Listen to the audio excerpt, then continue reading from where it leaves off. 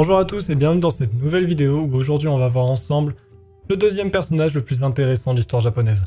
On a déjà vu dans une précédente vidéo les samouraïs, que je vous mets d'ailleurs juste ici. Aujourd'hui, on va voir les ninjas. Ces guerriers de l'ombre, ces maîtres du secret du Japon féodal. Qu'en est-il vraiment entre tout ce qu'on peut voir dans les films, les jeux vidéo qui parfois est un peu faussé? Quelle est leur véritable histoire? On découvre tout ça aujourd'hui ensemble. Vous êtes prêts? C'est parti! Chapitre 1. Les origines des ninjas. Quand on parle des ninjas, on imagine souvent un homme vêtu de noir se dissimulant dans l'ombre, jetant des shurikens, se battant au kunai.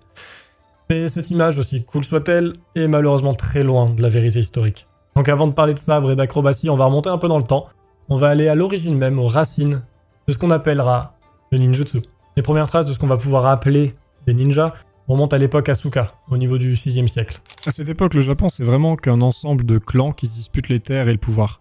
Il y a des guerres quasiment tout le temps, des trahisons en permanence, et dans l'ombre des samouraïs naissants, il y a une autre forme de combat qui commence à apparaître. C'est tout simplement des paysans, des ermites, des moines itinérants, et ils ont tous un point commun. Ils vivent en marge du pouvoir. Et dans un monde où la force brute règne, leur survie passe par d'autres moyens.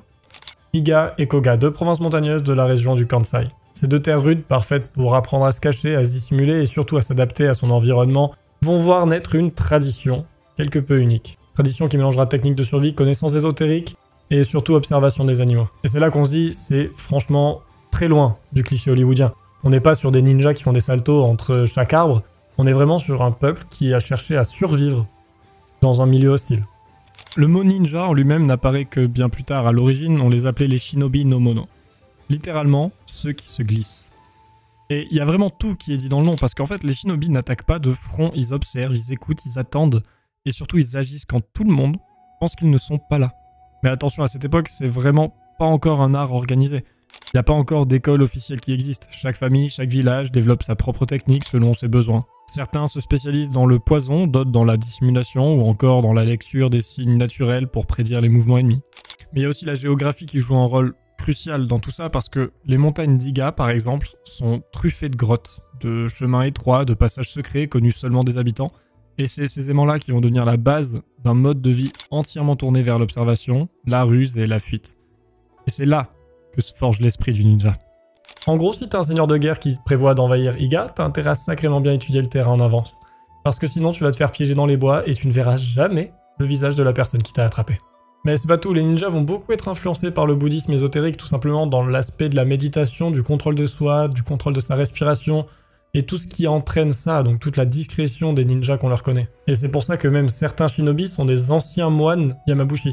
C'est vraiment une évolution de cette croyance bouddhiste. Et peu à peu, ces techniques se transmettent de génération en génération, consignées dans des manuscrits secrets, et c'est vraiment qu'au fil du temps et des siècles qui s'écoulent que le ninjutsu devient une discipline codifiée. À la fin du Moyen Âge japonais, les shinobi ne sont plus simplement que des guides ou des guérisseurs, ils deviennent vraiment les yeux et les oreilles de certains seigneurs. Ils s'infiltrent, manipulent, disparaissent. Et c'est eux qui poseront la fondation du ninja tel qu'on le connaît aujourd'hui. Et une question vient à se poser quand même, c'est que comment ces marginaux des montagnes japonaises en fin fond de leur campagne sont devenus peu à peu des éléments indispensables de la cour féodale japonaise? Ça reste quand même assez compliqué, et on voit ça tout de suite. Chapitre 2. Le rôle des ninjas dans l'histoire du Japon. À partir du XIVe siècle, le Japon rentre dans l'une des ères les plus violentes que le pays connaîtra jamais, l'ère du Sengoku. Ça peut littéralement se traduire par l'ère des provinces en guerre. Donc vraiment, là, c'était un moment où les batailles étaient constantes et quotidiennes. Pendant près de 150 ans, les daimyo, les seigneurs de guerre, se battent sans relâche pour prendre le pouvoir du pays, et aucun d'entre eux n'est prêt à laisser sa place.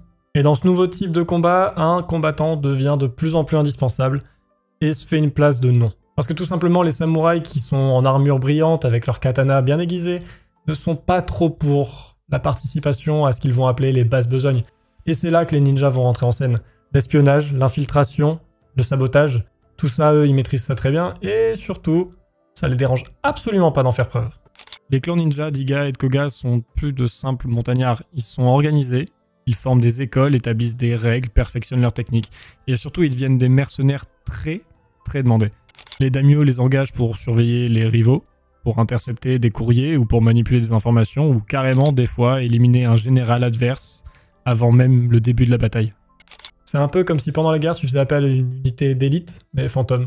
Pas d'uniforme, pas de traces, et surtout, pas de témoins. Ce qui rend les ninjas si précieux à cette époque, c'est leur capacité à frapper sans être vus. Là où une armée se bat en plein jour, eux interviennent la nuit. Là où le samouraï cherche la confrontation directe, le ninja cherche l'évitement. C'est vraiment les maîtres de la guerre psychologique. Et c'est pas une légende, on retrouve des récits précis dans des chroniques militaires, des documents évoquant des infiltrations de châteaux, des incendies provoqués à l'intérieur, ou même des ninjas grimés en musiciens ou en serviteurs pour passer inaperçus devant les gardes. Imagine un peu la scène, t'es dans un château fortifié au Japon féodal, et là t'as un seul gars qui passe tout seul devant les gardes parce qu'il est en train de jouer de la flûte, et 3 heures plus tard, qui ressort en ayant mis le feu à la réserve de riz et d'armes. Plutôt pratique pour gagner une guerre quand même. Mais leur plus grand fait d'armes, leur acte de résistance devenu mythique, reste sans doute la défense de la province d'Iga en 1581. Oda Nobunaga, l'un des plus grands et puissants seigneurs de guerre de son temps, décide d'en finir avec les ninjas d'Iga, qu'il considère comme une menace. Et là, ce qui se passe est dingue. Pendant plusieurs semaines, les ninjas résistent, ils attaquent les embuscades, ils piègent les chemins et ils empoisonnent les puits. Nobunaga est obligé de séparer ses troupes, et elle perd beaucoup d'hommes juste par le simple fait qu'ils ne savent absolument pas de où ils vont se faire attaquer. Et malgré leur courage et leur technique brillante, les ninjas d'Iga finissent par tomber et Nobunaga ravagera la région. Mais au lieu de les effacer, cette défaite donne naissance à la légende qu'on connaît aujourd'hui. Et le plus ironique dans tout ça, c'est que peu après, le fils de Nobunaga, Oda Nobukatsu, engage les ninjas d'Iga comme espions. Oui, les survivants de cette attaque finissent par être recrutés par ceux qui les avaient autrefois massacrés. Et à mesure que les conflits féodaux s'intensifient, les ninjas deviennent une force incontournable, pas aussi visible que les samouraïs, mais tout aussi déterminants dans l'ombre. Mais avant que les ninjas ne deviennent des figures de légende de l'histoire du Japon, ils étaient un groupe codifié et régi par le simple code du ninjutsu. Et là on parle pas de quelque chose qui t'instruit comment lancer un shuriken. C'est vraiment bien plus complexe que ça. Chapitre 3, le ninjutsu, l'art secret des ninjas. Quand on parle des ninjas, comme on l'a déjà dit, on imagine souvent quelqu'un qui va sauter de toit en lançant un shuriken pour tuer son ennemi à distance. Mais en fait, on est bien loin de ça. On est vraiment sur quelque chose de plus codifié, plus traditionnel. Le ninjutsu, c'est vraiment loin d'être de simples techniques de combat. C'est un art global. Une façon de voir la vie, de voir le monde, et de se servir de la nature et de son environnement pour se dissimuler. D'après le ninjutsu, pour le citer, le ninja est un espion, un saboteur, un stratège, un expert de la psychologie humaine. C'est vraiment quelqu'un qui a besoin d'avoir toutes les casquettes possibles de façon à pouvoir remplir sa mission sans se faire voir, sans se faire prendre, et surtout, avec une efficacité hors du commun. Le plus célèbre manuscrit de ninjutsu, le Bensei Shukai, écrit en 1677, recense des dizaines de techniques classées en catégories. On va y retrouver l'infiltration, le déguisement, la psychologie, la survie, la signalisation et même la météo. Parce que oui, savoir quand le brouillard va tomber ou d'où vient le vent peut faire la différence entre la vie et la mort. L'art du déguisement était aussi l'un des piliers les plus importants du ninjutsu. Le ninja devait pouvoir se fondre dans la foule, se faire passer pour un moine, un mendiant, un artisan. Il étudiait les dialectes locaux, les gestes, les postures, jusqu'à pouvoir s'infiltrer dans une ville ennemie sans éveiller le moindre soupçon. Côté armement, là aussi l'image populaire est très souvent trompeuse. Le katana n'était pas l'arme de prédilection du ninja, c'était vraiment réservé aux samouraïs. C'était beaucoup trop long et trop encombrant pour eux. À la place, on trouve le ninjato. Une épée plus courte, plus droite, parfois utilisée comme levier ou outil d'escalade, mais surtout, ninja misé sur l'efficacité, avec toute une panoplie d'armes comme le shuriken, pas comme arme principale comme on peut l'imaginer, mais plus comme un moyen de diversion pour s'échapper. On va retrouver les kunai, qui sont un peu dans le même principe, les shen, les kusarigama, et également les fameuses bombes fumigènes. Chaque arme était pensée pour surprendre, distraire ou éliminer en silence. C'est là qu'on voit la première grosse distinction entre les samouraïs et les ninjas. Le samouraï, lui, se bat pour l'honneur, le duel. Le ninja, lui, s'en fiche complètement. Il se bat pour la survie et surtout pour l'issue, pas pour le spectacle. Et des fois, le combat, il avait même pas lieu, parce que grâce à leur talent d'infiltration, d'observation et de contrôle mental sur les gens, en fait, ils avaient même pas besoin de sortir une lame pour obtenir leur objectif. Le ninja devait vraiment avoir une maîtrise de soi absolue, parce qu'en fait, il devait être capable de contrôler son souffle, son rythme cardiaque, de façon à ce qu'il ne soit jamais repéré ou qu'on pense qu'il est limite mort, de façon à pouvoir observer et écouter sans que jamais on le surprenne. Mais le plus fascinant reste quand même la façon dont les ninjas utilisaient la peur comme une arme. Une rumeur bien placée, une silhouette aperçue dans la brume, un message codé laissé derrière soi, tout suffisait à semer le doute et l'instabilité chez l'ennemi. Le ninjutsu, c'est vraiment l'art de contrôler l'information, le temps l'espace, un art où l'intelligence prime sur la force et où l'invisibilité est plus puissante que de se faire voir.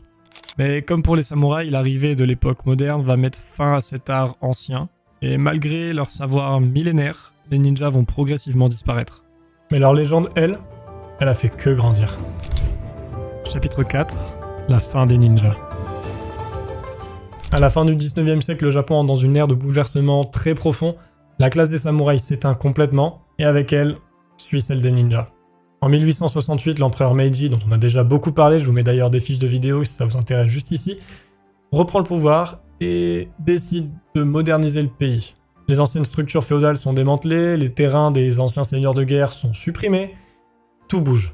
Pour les ninjas, c'est un coup de grâce, parce que les nouvelles formes de guerre, les poudres à canon, les fusils européens, tout ça va rendre leur utilité totalement superflue. Ils n'ont plus aucune raison d'être utiles en temps de guerre. Les nouvelles batailles ne se jouent plus dans la forêt d'Iga ou dans les ruelles sombres de Kyoto, mais sur des lignes de front beaucoup plus modernes. Les derniers descendants des clans de ninjas tentent de se reconvertir. Certains deviennent gardes du corps, d'autres professeurs d'arts martiaux. Et un petit nombre choisit le silence, disparaître avec leurs secrets, et puis il y a ceux qui décident de transmettre.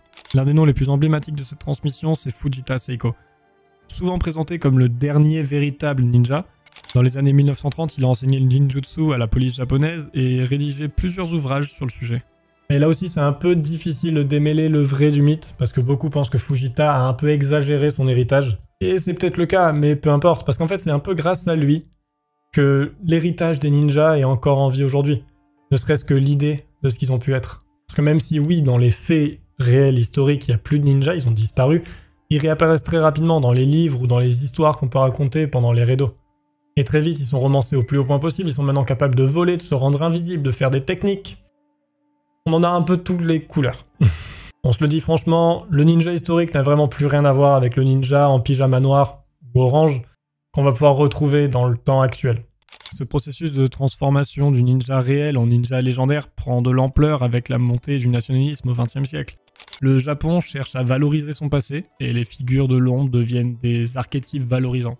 Mais avec un petit twist, on les rend encore plus mystérieux, encore plus puissants et encore plus cinématographiques, on va dire. Cette légende va servir de base à ce qui va devenir le ninja des jeux vidéo, des mangas qu'on connaît aujourd'hui. Mais il faut bien dire quelque chose, c'est que les ninjas, en réalité, si on prend ce point de vue-là, n'ont jamais disparu, ils ont juste été réinventés, changé de forme pour s'adapter à leur temps. C'est un peu plus sympa que de dire qu'ils sont totalement éteints. Chapitre 5, les ninjas dans la culture populaire. Au XXe et XXIe siècle, les ninjas ont été totalement réinventés. C'est vraiment plus du tout un guerrier qui s'infiltre et qui essaie d'être le plus discret possible. Non, c'est vraiment un guerrier qui connaît des techniques surnaturelles, qui a des pouvoirs, qui peut littéralement se battre pendant des heures. Alors que, je vous le rappelle, de base, c'était vraiment quelqu'un qui cherchait à éviter le combat. Quand il devait se battre, il utilisait une bombe fumigène pour s'enfuir. Lui, il cherchait à s'infiltrer. Les jeux vidéo ont un peu modifié tout ça. Les mangas l'ont extrêmement modifié. On en a déjà parlé dans la vidéo sur le shintoïsme, je vous la mets juste là. Mais Naruto a totalement réinventé le ninja, et surtout, il a fait quelque chose d'assez exceptionnel, je trouve. Il a pris un penchant historique, les ninjas, l'a réinventé en y ajoutant de la croyance japonaise. Parce que Naruto a un mélange entre les ninjas et le shintoïsme, si vous le saviez pas. Vous pouvez aller voir la vidéo, comme je vous dis, on en parle dedans. Mais c'est ça qui est intéressant, c'est que malgré qu'on ait réinventé tout ça, on trouve quand même le moyen de venir intégrer toute la culture japonaise dedans. Je trouve ça plutôt génial. En tout cas, je te laisse me dire dans les commentaires ton ninja préféré dans Naruto, à la limite, ou tout autre animé qui serait intéressant, peut-être que j'en découvrirai. Mais tu peux aussi me dire si tu préfères la version historique réelle des ninjas ou la version un peu romancée des animés. Je te laisse me dire tout ça, en attendant, je te laisse aussi t'abonner, activer la cloche, mettre le like. Et on se retrouve dans une prochaine vidéo pour découvrir de nouvelles choses sur le Japon. Ciao!